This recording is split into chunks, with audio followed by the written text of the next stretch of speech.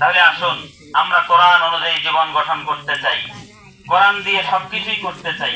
পরিবারও চালাবো কোরআন দিয়ে, নিজের জীবনও চালাবো কোরআন দিয়ে, দেশ চালাবো কোরআন দিয়ে, মসজিদ চলবে কোরআন দিয়ে, সমাজ চলবে কোরআন দিয়ে, পৃথিবীর প্রত্যেকটি দিক ও বিধান চলবে কোরআন দিয়ে, ঠিক কিনা?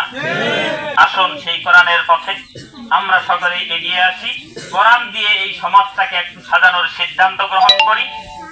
আল্লাহ অবশ্যই এই কোরআন দিয়ে দেশটা সাজালে আল্লাহ তাআলা বলেছেন আসমান আর জমিনে যত বরকতের দরজা আছে আল্লাহ সব বরকতের দরজা খুলে দেবেন। বলুন সুবহানাল্লাহ।